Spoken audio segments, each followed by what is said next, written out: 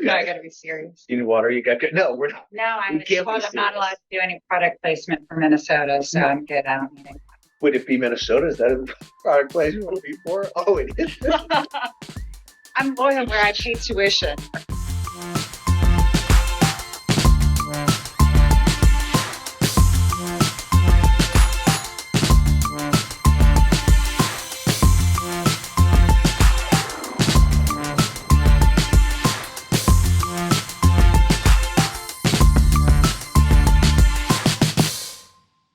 Hearing the stories from the faces of hospitality is what makes our industry so special. Thanks for giving us a chance to highlight these stories here on Teague Talks. I'm your host, Teague Hunter. Today, I get to sit down with the one and only Rachel Humphrey. She shares her unique path to hospitality, her mission with DEI advisors and the Women Alliance, and of course, a little bit about the Hunter Conference next week. All right. So for all the new people out there, tell us, who is Rachel Humphrey and how did you get in joyous hotel business that we're Yeah. Oh my goodness. Who is Rachel Humphrey? I think that is the question for therapy of however many years. Probably not going to solve that one today. I'm at my heart, a small town girl from New Hampshire. Dad was a college professor at the same college for 50 years. Mom was a travel agent. Education critically important to them. So went from my small town to a small private school in New Hampshire, went to college in Connecticut, at Connecticut College. Thank you. I loved college. I made lifelong friends, had the best time, was not as focused academically. Yeah, were you a good student? I was a solid Oh, you're B great. student. There Okay. was a smattering maybe of some A's and C's, but at the end of the day, a solid You're a college student. Okay. Wanted to be a lawyer from a young age. Don't know why. Didn't know any. Had never used one. Probably LA law or something Sure. like that. So went straight from college to law school at Syracuse. Wanted to be in a big city. I knew I was not a small town girl for life, and didn't want to be in New York. And DC was the next closest big city. If you think about it, you're applying for jobs on paper resumes and there's no internet to be researching Yep. firms or anything else. So moved to DC sight unseen really, and started sending out mass resumes, got a job at what I now know to be an incredible firm there. I didn't know it at the time. I was just desperate for a job. I had a lot of debt to pay for coming out of law school. Spent 3.5 years in a small private criminal defense boutique, actually representing high wealth street crime defendants. So murder, rape, robbery, but done allegedly by corporate CEOs, elected officials, a lot of high profile cases. Learned some incredible lessons, career lessons while I was there. Your credibility is everything. Your professionalism matters no matter what setting.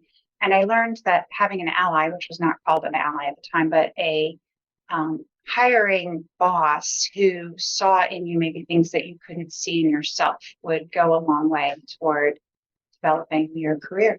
And then fell in love with a boy, moved to Atlanta, spent 17 more years lawyering here, but moved over to the civil practice side. So was a trial lawyer here for a long time, and then didn't love it one day and was really confused, couldn't figure out what to do next. I'd never looked for a job with a job. I felt incredibly disloyal, even thinking about leaving, and had an opportunity one day to stop working and try to figure it out. So spent a couple months talking to everybody I could. What do you do, from corporate counsel to other law firms, big firms, starting my own firm, just trying to figure out what do you do with a law degree that's finally paid for after 20 years of working.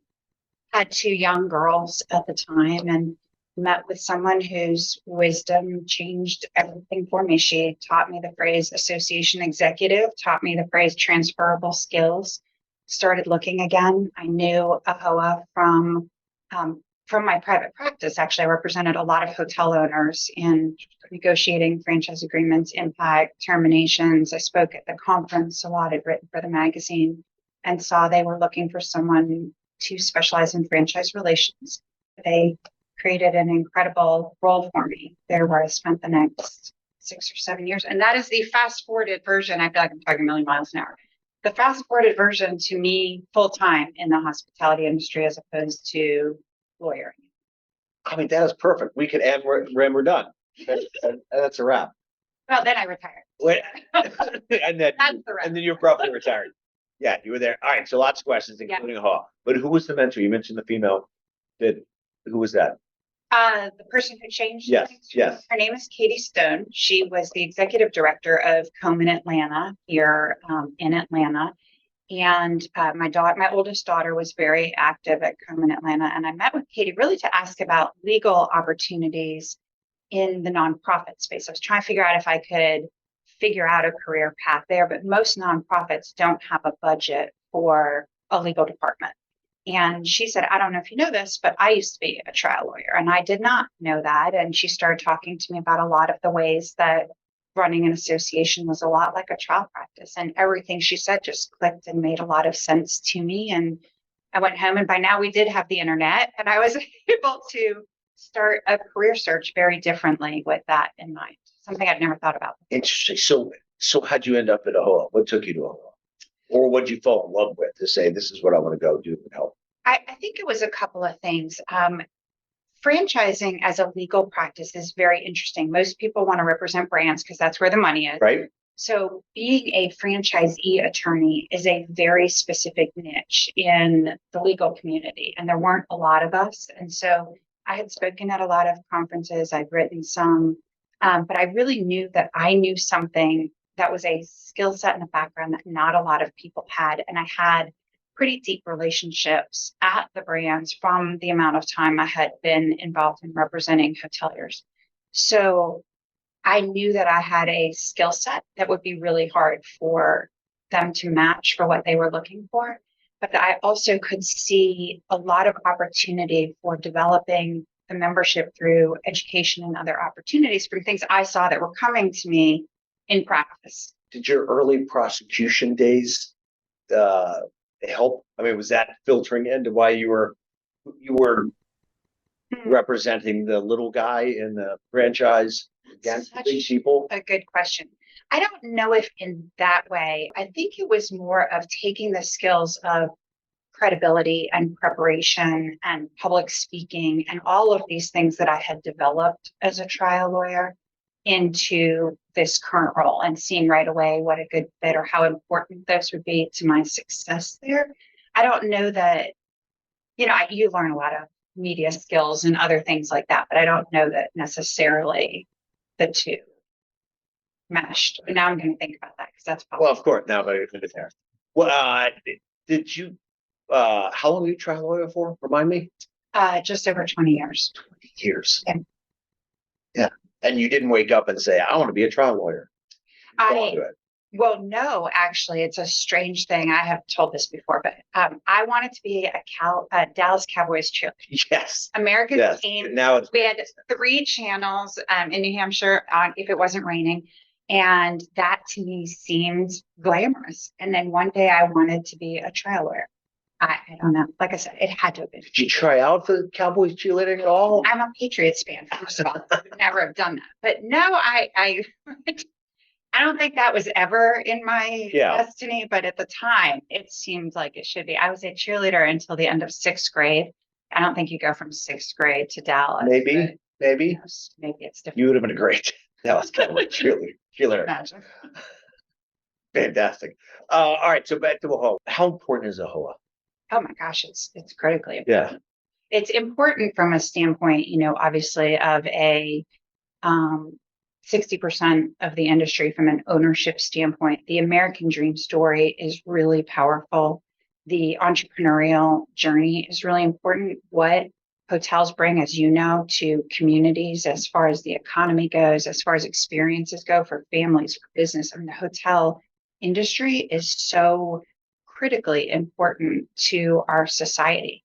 And when you have membership that really is instrumental in keeping and growing, not just keeping, but growing that industry, it's critically important. Yeah, I'm amazed at how far they've come. Yeah. I mean, I remember when I started out, but my father started out and was like at the first AAHOA, and it was just a bunch of guys And when they started, and now it has really grown. And, for our industry, thank goodness that we have it. They're a very powerful voice. They offer education, certainly the franchise conversations. But I think we're very lucky to have them in our industry. Yeah, if I remember correctly, I think the Hunter Conference and AAHOA are right around the same age. I think you guys kind of came up together through ranks. You've got I think you're right. 35 years. Now. Correct. Yep. This is 35. Yeah. We should talk about the conference. Absolutely. Thank you for your product placement. Thank you for the product placement. You're going to be at the conference this year? I wouldn't miss it. We the stats are great. The attendance is already up big. The program, we're super excited about the program. We're really good. We've got it. I'm proud to announce we are 58%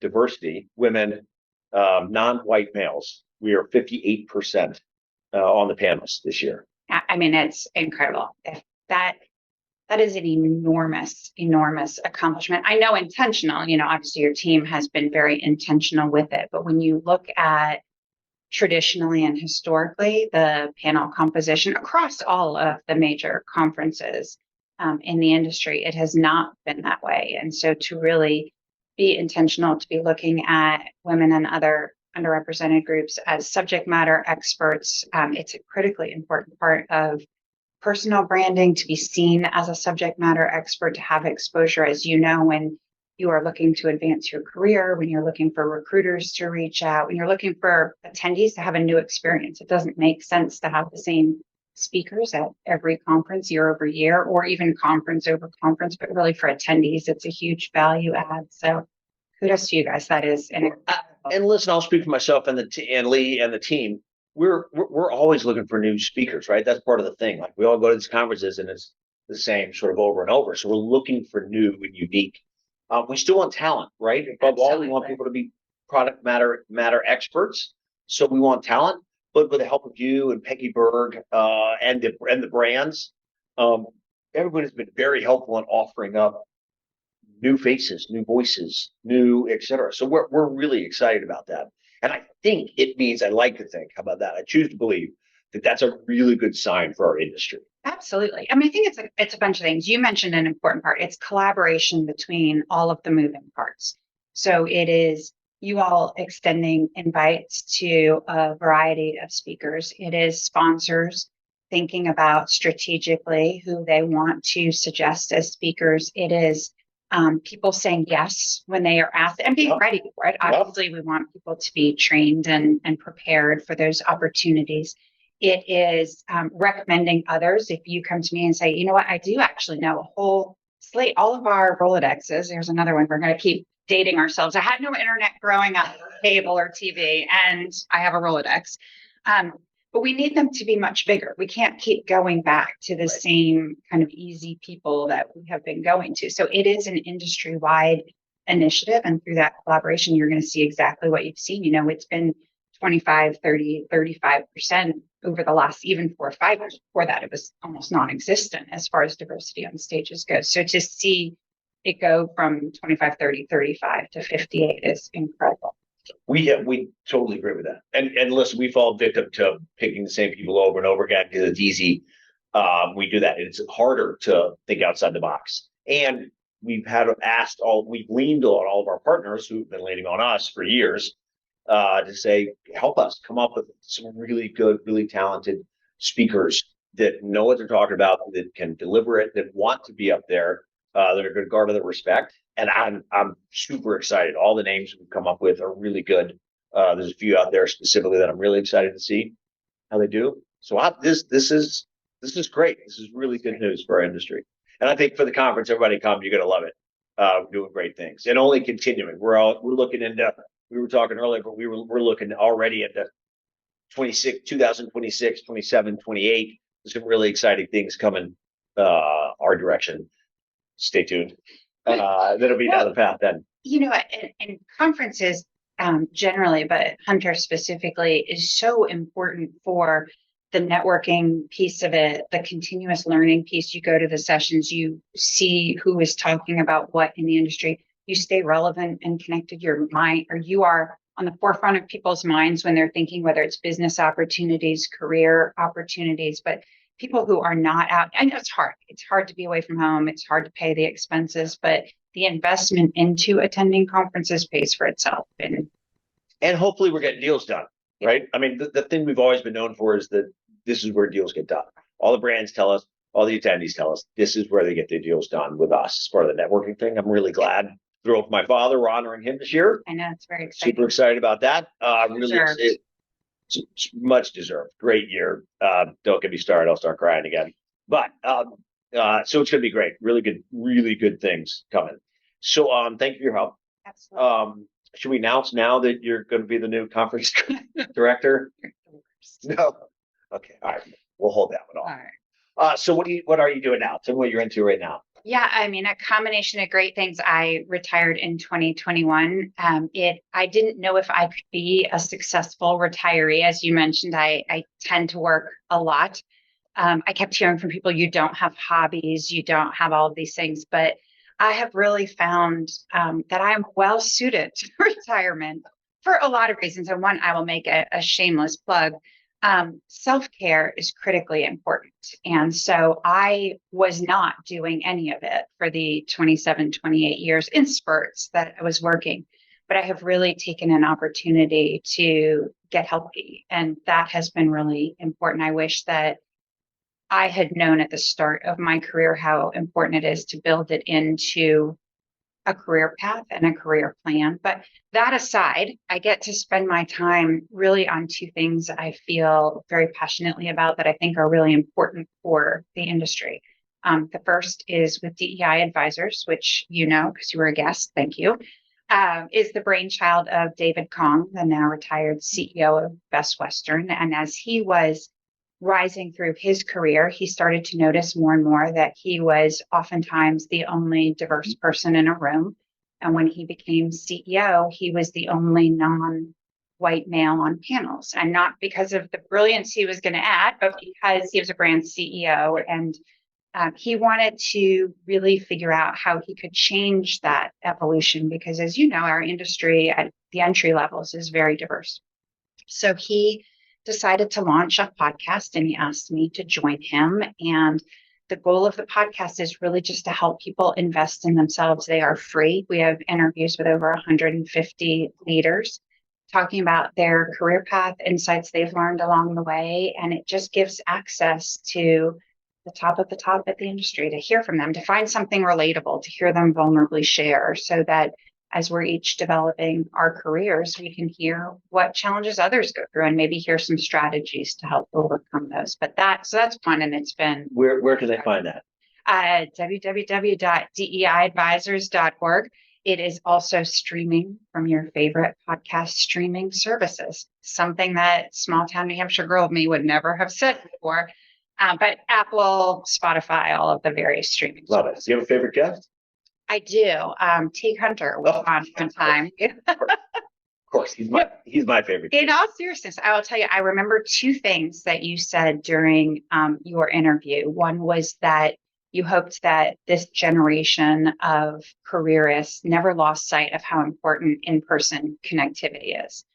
So many people coming out of pandemic and Zoom and not traveling and doing a lot of conference calls and other things. And I couldn't agree more. I think being in person and networking and learning and coming into the office, all things that I think are really important in career advancement. And so I remember you saying that, but I also remember I love asking guests what they would tell their 21-year-old selves, because I think that life is about reflection and personal growth. Like I mentioned, the self-care, I would tell myself instantly. And you mentioned telling yourself that life was going to be better than you ever dreamed it could be. And I love positivity. I like being surrounded by it. You know, that's one of the reasons I am drawn to our time together.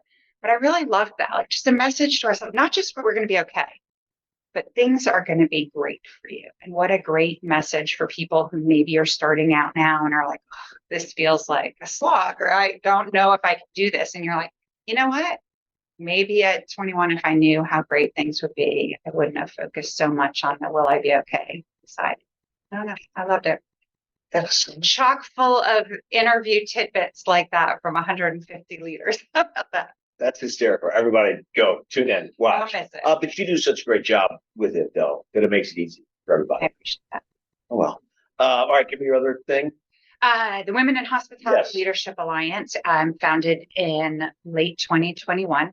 It is the collaboration consortium of 31 industry organizations that are dedicated to elevating women in hospitality. Each one of them continues to do incredible work on their own, but at a time that human resources and capital resources are stretched very thin, to have the opportunity to amplify one another's messaging, to collaborate between the various organizations, to not have duplication of efforts, to figure out what lanes are open and see who wants to tackle them has been really incredible. We're never going to be on opposite sides of any aspects of those initiatives, but as we mentioned earlier, it's an industry-wide issue. People think elevating women in leadership is a women's issue, but it's not. It's a hospitality industry issue. So if you bring in great organizations and they work together, hopefully we're going to move the needle a little bit farther, a little bit faster. Yeah, who else helping you? I founded the Alliance in 2021. I am helped on the technology and admin side by the incredible Abby Powell, who many will know from my days at AAHOA, that you will know from your days at Hunter. But the 31 organizations make up everything from the brand side of things to those like DEI advisors that have podcasts and other resources, the AHLA Foundation, the HLA.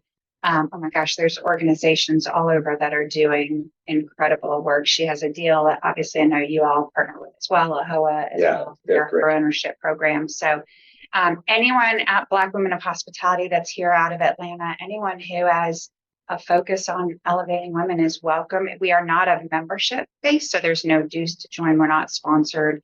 It is just if you want to collaborate with incredible organizations that are doing really, really great work, then reach out to me and we'll make it happen. So you're still very active in your retirement. Yeah, I mean, I am active to the degree that I want to be active. That's one of the beauties of retirement is I get to pick and choose things that really are aligned with how I want to spend my time. And if I think that my relationships or skills that I have or ideas that I have can further advance things in the industry, then that feels good. I spend a lot of time talking to rising leaders and trying to offer them any insights that I can.